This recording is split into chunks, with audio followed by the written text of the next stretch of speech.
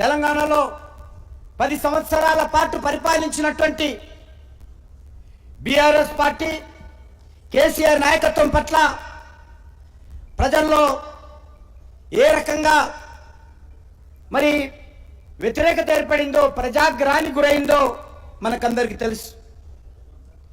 10 సంవత్సరాల పాటు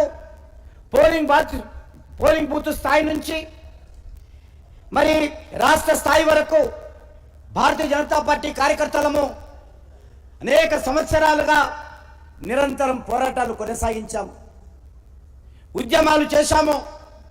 వందలాది మంది కార్యకర్తలు జైల్లోకి వెళ్ళారు. మన మీద అనేక రకాల అక్రమ కేసులు పెట్టడం జరిగింది.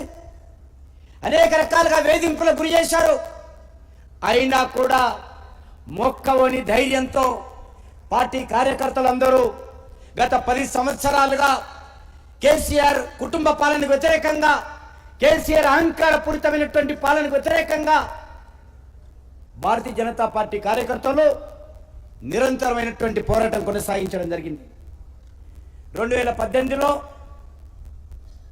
మనము ఒక శాసనసభ్యుడు రాజాసింగ్ మాత్రమే ఆ రోజు మనం గెలవడం జరిగింది. కానీ ఈరోజు నరేంద్ర మోడీ గారి నాయకత్వంలో పార్టీ కార్యకర్తల యొక్క శ్రమ కారణంగా, పోరాటం కారణంగా మరి 23లో జరిగినటువంటి ఎన్నికల్లో 8 స్థానాలు మనం గెలవడం జరిగింది. 7% ఓటున్నటువంటి 2018లో మన యొక్క ఓటింగ్ శాతము సుమారు 15% గత పార్లమెంట్ ఎన్నికల్లో మనం సాధించుకోవడం జరిగింది. మళ్ళీ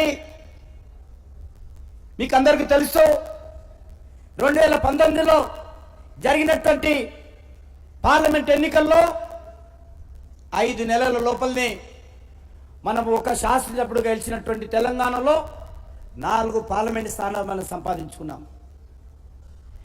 మరి ఇటీవల జరిగినటువంటి పార్లమెంట్ ఎన్నికల్లో మరి ఏ రకంగా 8 లోకసభ స్థానాలలో మనం విజయం సాధించడం జరిగింది.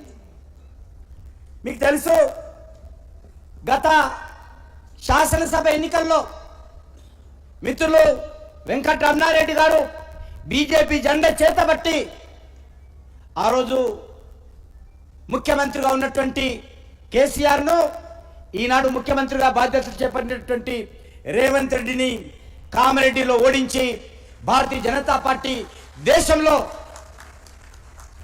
ఒక రికార్డు సృష్టించిన విషయాన్ని, జైంట్ కిల్లర్ గా వెంకట రమణారెడ్డి గారు గెలిచిన విషయాన్ని మనం చేస్తా ఉన్నాం. అంతేకాదు ఈరోజు 8 లోకసభ స్థానాలు మనం గెలిచాం. మల్కాజ్గిరి నుంచి ఈనాటి ముఖ్యమంత్రి అయినటువంటి రేవంత్ రెడ్డి ప్రాతినిధ్యం వహిస్తున్నటువంటి మల్కాజ్గిరి నుంచి కాంగ్రెస్ పార్టీని ఓడించి భారతీయ జనతా పార్టీ జెండా ఎగరవేయడం జరిగింది.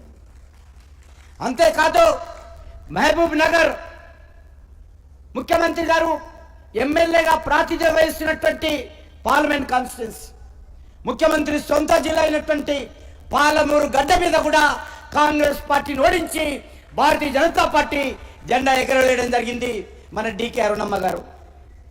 అంతేకాదు ఈరోజు 4 పార్లమెంట్ స్థానాలు 2019